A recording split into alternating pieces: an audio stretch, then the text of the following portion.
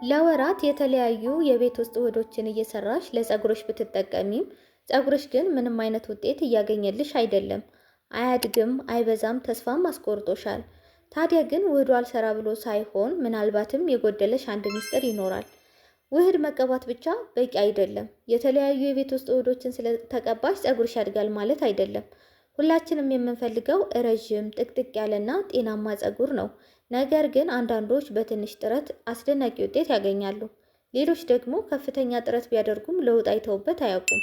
ታዲያ ዛሬ የፀጉር እድገት የሚገታና ፀጉር እድገቱ እንዳይታይ የሚያደርግ እጅግ አደገኛ የሆኑ ስህተቶች ምን ምን እንደሆኑ ልንገራችሁ። ምናልባትም እናንተ ሳታውቁ እነዚህን ስህተቶች እየሰራችሁ ሊሆን ስለሚችል ቪዲዮውን እስከ መጨረሻው ድረስ ማየታችሁ እንዳትረሱ፣ መልሱን ታገኙበታላችሁ። ታዲያ ይህን ቪዲዮ ላይክ በማድረግ ጀምሩት። ለዚህ ቻናል አዲስ ከሆናችሁ ደግሞ ሰብስክራይብ ማድረግ እንዳይረሳ። ለፀጉር እንክብካቤ የሚደረጉ የቤት ውስጥ ውህዶች ለብዙዎች ውጤታማ ቢሆኑም አንዳንዴ ውጤት አለማምጣታቸው የሚያበሳጭ ሊሆን ይችላል። ነገር ግን ውህዶቹ መጥፎ ሆነው ሳይሆን ምናልባትም በፀጉራችሁ ሁኔታ ወይንም ደግሞ የአጠቃቀም ዘዴ ላይ አንዳንድ ማስተካከያ ስለሚያስፈልጋችሁ ሊሆን ይችላል። ውጤት ለማግኘት የሚረዱ ዋና ዋና ነጥቦች ከዚህ በመቀጠል ልንገራችሁ። አንደኛ፣ የፀጉር አይነታችሁንና የፀጉራችሁን ፍላጎት ማወቅ ዋነኛው ነገር ነው። የቤት ውስጥ ውህድ አብዛኛውን ጊዜ ለሁሉም ሰው አንድ አይነት መንገድ አይሰራም። ለአንዱ አሪፍ ውጤት ስላስገኘ ለሌላኛውም ጥሩ ውጤት ያስገኛል ያ ውህድ ማለት አንችልም። ስለዚህ በመጀመሪያ የፀጉራቸውን ሁኔታ፣ ደረቅ፣ ቅባታማ ወይንስ ደግሞ የተጎዳ ፀጉር ነው ያለኝ የሚለውን መለየት አለባችሁ። ምን እንደሆነ ማወቅ በጣም አስፈላጊ ነው ይህ ነገር። ታዲያ ምናልባት እየተጠቀማችሁ ያላችሁት ውህድ ለፀጉራችሁ አይነት አስፈላጊ የሆነውን ንጥረ ነገር ለምሳሌ ደግሞ ፕሮቲን ወይም እርጥበት እየሰጠ ላይሆን ስለሚችል የፀጉራችሁ የሚፈልገውን ነገር መረዳት ማወቅ የግድ ይላል። ሁለተኛ፣ ውህዱ ወደ ፀጉር ስር ድረስ መድረሱን ማረጋገጥ። ብዙ ጊዜ የቤት ውስጥ ውህዶችን ስንቀባ ለፀጉራችን ርዝመት ላይ ብቻ ነው የምናተኩረው እና የፀጉር እድገት የሚጀምረው ደግሞ ከራስ ቅል ላይ ነው። ውህዱ ወደ ራስ ቅል መድረሱን እና በደንብ ማሳጅ መደረጉን ማረጋገጥ አለባችሁ። በደንብ ቆዳችሁን እየቀባችሁ ማሳጅ አድርጉት። ይህም የደም ዝውውር እንዲጨምርና የፀጉር እድገት ደግሞ እንዲፋጠን ያደርገዋል። ሶስተኛ፣ የመጠባበቂያ ጊዜና ድግግሞች ነው። ይህም ውህዶች ተአምር የሚሰሩት በአንድ ወይም ደግሞ በሁለት ቀናት ስለተቀባችሁት አይደለም። ለውጥ ማየት ብትፈልጉ ቢያንስ ከ2 እስከ 3 ወራት በሳምንት አንዴ በቋሚነት ማድረግ ያስፈልጋችኋል። በተደጋጋሚ ውህድ መቀያየር ደግሞ ፀጉሩን ግራ እንደሚያጋባ ማወቅ አለባችሁ። አሁን ዛሬ የሆነ አንድ አይነት ውህድ ተጠቅመን በቀጣይ ሳምንት ደግሞ ሌላ ብንቀባ ፀጉራችሁን ግራ እያጋባችሁት ነው የምትሄዱ። ስለዚህ የትኛው እንደተመቻችሁ ለማወቅ ኮንሲስተንሲ ሊኖራችሁ ይገባል ማለት ነው። አንዱን ዘዴ መውሰድ ለተወሰነ ጊዜ ደግሞ መታገስ ያስፈልጋል። አራተኛው ውስጣዊ ጤንነት ሚና ነው። ውጫዊ ውህዶችን ፀጉራችሁን የውጭ ገጽታ ያሻሽላሉ እንጂ የፀጉራችሁን እድገት ሙሉ በሙሉ መቆጣጠር አይችሉም። ስለዚህ የፀጉር እድገት ዋነኛው የሚመነጨው ከውስጥ ነው ማለት ነው። የምትመገቡት ምግብ ላይ ፕሮቲንና ቫይታሚኖችን መጠቀም ይኖርባችኋል። ውሃ መጠጣት፣ በደንብ ውሃ መጠጣት አለባችሁ። ሌላው የአእምሮ ሰላምና ጭንቀትን መቀነስ ነው። ከጭንቀት ነፃ ስትሆኑ ነው ፀጉራችሁን እድገት ሊኖረው የሚችል። እነዚህ ካልተሟሉ ውህዶች ብቻ ውጤት ሊሰጧችሁ አይችሉም ማለት ነው። አምስተኛው አጠቃላይ የፀጉር አያያዝ ስታይል ነው። ማለት የሙቀት አጠቃቀምና እረፍት። ፀጉራችሁ እንዲያድግ ከፈለጋችሁ እረፍት ያስፈልገዋል። በየሳምንቱ ፀጉር ቤት ከመሄድ ፀጉራችሁን በማድረቂያ ፀጉራችሁን እሳት ከመሰራት ይልቅ እረፍት ብታደርጉለት፣ እርጥበቱን ሰጣችሁ የተለያዩ የፀጉር ስታይሎችን ፀጉራችሁን እንዲተነፍስ የሚያደርግ የእረፍት ጊዜ መስጠት። ለምሳሌ ሹሩባ መሰራት ሊሆን ይችላል። ወይም ቀለል ያሉ ስታይሎችን ፀጉራችሁ ላይ ማቆየት ፀጉራችሁ እድገት እንዲኖረው ያደርገዋል ማለት ነው። ሌላኛው የማበጠሪያ አይነት ነው። ፀጉርን በጥንቃቄ ማበጠር እና መሰባበርን እንዲቀንስ ማድረግ ይኖርባችኋል። በጣም ጥብቅ የሆኑ ማበጠሪያዎችን ባትጠቀሙ፣ ምክንያቱም ፀጉራችሁን እንዲቆራረጥ ያደርገዋል፣ ይሰባብረዋል። ስለዚህ ለዚህ መፍትሄ የሚሆነው ሰፊ ጥርስ ያለው ማበጠሪያ መጠቀም። ከዛም በላይ ደግሞ ፀጉራችሁ ደረቅ ሆኖ ፍጹም ማበጠር የለባችሁም።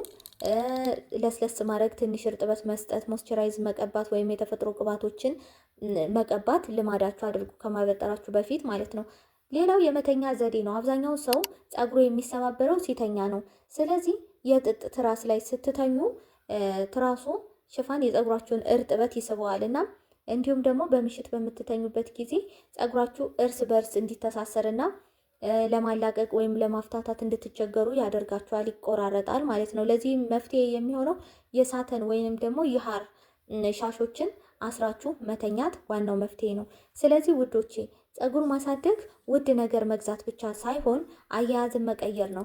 እነዚህ ልማዶች በሚቀጥሉት 30 ቀናት ውስጥ ሞክራችሁ ለውጡን በራሳችሁ ላይ ማየት ትችላላችሁ። ፀጉራችሁ የሚፈልገው እንክብካቤና ትዕግስት ብቻ ነው። ሁለቱን ካደረጋችሁለት የማያድግ ፀጉር የለም። እንደገና ደግሞ ብዙዎቻችሁ ውህዶችን በደንብ እጠቀማለሁ ነገር ግን ለውጥ የለም ላላችሁኝ፣ አሁን ደግሞ ለምን ይህን ውህዶችን እየተቀባችሁ ለውጥ ለምን እንዳጣችሁበት ሌላ ተጨማሪ ሀሳብ ልንገራችሁ። የራስ ቅል ጤንነት አንደኛው ነው። ይህም ያልኩበት ምክንያት ብዙዎቻችን የምንሳሳተው ነገር ውህዱን ፀጉራችን ላይ ብቻ ነው የምንቀባው። አሁንም ከዚህ በፊት ብያችኋለሁ፣ ውህዱ የራስ ቅላችን ላይ ደርሶ የደም ዝውውር ካላነቃቃ በስተቀር እድገት ሊኖረው አይችልም። ስለዚህ በየሳምንቱ የምትቀቡትን ውህድ ስትቀቡ ለትንሽ ደቂቃ የራስ ቅላችሁን ማሳጅ ማድረግ ልምድ ማድረግ አለባችሁ። የራስ ቅላችሁን ንጹህና የተመጣጠነ ምግብ እንዲያገኝ ከሆነ ብቻ ነው ፀጉራችሁ እድገት የሚኖረው። ያው የምትቀቡት የአቮካዶ ማስክ ሊሆን ይችላል፣ የተልባ ሊሆን ይችላል። እሱን በደንብ ራሳችሁ እንዲነቃቃ የደም ዝውውር እንዲነቃቃ ስታደርጉት ፀጉርም ጤነኛ ሆኖ እድገት ይኖረዋል ማለት ነው። ሁለተኛው የዘይትና የውህድ ጥምረት ነው። ውህዶች ብቻቸውን ሊደርቁ ወይንም ደግሞ ፀጉርን ሊያጠነክሩ ይችላሉ። ስለዚህ ውህድ ከተጠቀማችሁ በኋላ እርጥበት የሚዘጋ ዘይት መጠቀም መርሳት የለባችሁም። ውህዱ ለምሳሌ ፕሮቲን ከሆነ ከዛ በኋላ እርጥበት ሰጪ የሆነ ሞይስቸራይዝ ነገር ያስፈልገዋል። ይሄ ባላንስ ካልተጠቀማችሁ በስተቀር ፀጉሩ እየተሰባበረ የታችኛው ክፍል በኩል እየረገፈ ነው የሚሄደው ማለት ነው። ሶስተኛው የኬሚካል ተጽዕኖ ነው። የምትጠቀሙት ሻምፖ፣ ኮንዲሽነር ወይንም ደግሞ የፀጉር ቅባት የራስ ቅላችሁ ቀዳዶችን እየዘጉ ከዘጉ ደግሞ የምትቀቡትን የተፈጥሯዊ ውህድ ወደ ውስጥ ዘልቆ እንዳይገባ ያደርገዋል። ስለዚህ አልፎ አልፎ የራስ ቅላችሁን በጥልቀት የሚያጸዳ ነገር መጠቀም አለባችሁ። ታዲያ እነዚህ ናቸው ውጤት እንዲኖረው የሚያደርጉ የቤት ውስጥ ቀላል 3 ልማዶች። በመቀጠልም ፀጉራችሁ እንዲያድግ እነዚህን 4 ስህተቶች ማቆም አለባችሁ። ውህዶችን አይተናል፣ የምግብ ሁኔታ አይተናል እና ትክክለኛ የፀጉር አያያዝ የምንለውንም አይተናል። ነገር ግን አንዳንዴ ሁሉንም ነገር በትክክል እየሰራችሁ ቢመስላችሁም ትንንሽ ነገሮችን ስለምታጠፉ ውጤት ለማግኘት ትቸገራላችሁ። ስለዚህ አንደኛ ከመጠን በላይ መታጠብ ነው። ይህም ያልኩበት ምክንያት ፀጉርን ንጽህና ማድረግ መልካም ነገር ነው። ለፀጉራችሁ ንጽህና መጠበቅ ጥሩ ነገር ነው። ነገር ግን በየቀኑ ወይም ደግሞ በየቀኑ ማለት በሚባል ደረጃ የራስ ቅላችሁን የሚያመነጨውን ተፈጥሯዊ ዘይት እንዲያስወግድ እያደረጋችሁ ስለምትሄዱ ይህ ደግሞ ፀጉር እንዲደርቅ እና እንዲሰባበር ስለሚያደርገው ፀጉራችሁ እንደ አስፈላጊነቱ ብቻ እርጥበት በሳምንት 1 ወይም 2 ጊዜ ብታደርጉለት ይበቃዋል።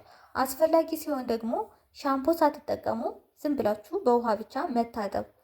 ሁለተኛው እርጥብ ፀጉርን በኃይል ማበጠር ነው። እርጥብ ፀጉር በኃይል ማበጠር እንደ ማስቲካ እንዲለጠጥና በመጨረሻ ላይ ደግሞ እንዲቆራረጥ ያደርገዋል። ስለዚህ ፀጉራችሁ እርጥብ እያለ ማበጠሪያ ከመጠቀም ይልቅ በጣቶቻችሁ ማፍታታት ብትጀምሩና ፀጉራችሁ ትንሽ ሲደርቅ ማበጠር ብትጀምሩ ጥሩ ነገር ነው። ሶስተኛው በጣም ጥብቅ የሆኑ የፀጉር አያያዞችን ማቆም።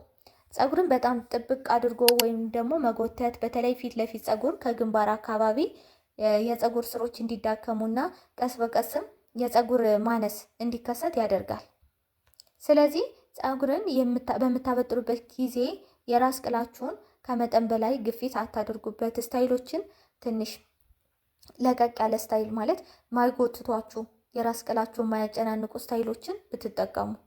አራተኛ የፀጉርን ጫፍ አለመቁረጥ ነው። አንዳንዴ ፀጉር የሚያድገው ከላይ ቢሆንም ከታች በኩል ግን እየተሰነጣጠቀ በመሄዱ እድገቱ እንዳይታይ፣ የተሰነጣጠቀ ፀጉር ደግሞ ካልተቆረጠ ወደ ላይ ይወጣና የፀጉርን ርዝመት ሙሉ በሙሉ እንዲጎዳ ያደርገዋል ማለት ነው። ስለዚህ በየ3 ወይም ደግሞ በየ4 ወሩ ቢያንስ በትንሹ መቆረጥ ፀጉርን ጤናማ ለማድረግ በጣም አስፈላጊ ነው።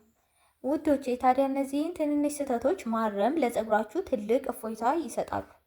ፀጉራችሁን ማሳደግ ትዕግስትና ስልታዊ ጥንቃቄ ይፈልጋል። የዛሬው መረጃ ጠቃሚ ሆኖ ካገኛችሁት ለጓደኞቻችሁ ሼር ማድረጋችሁ እንዳትረሱ።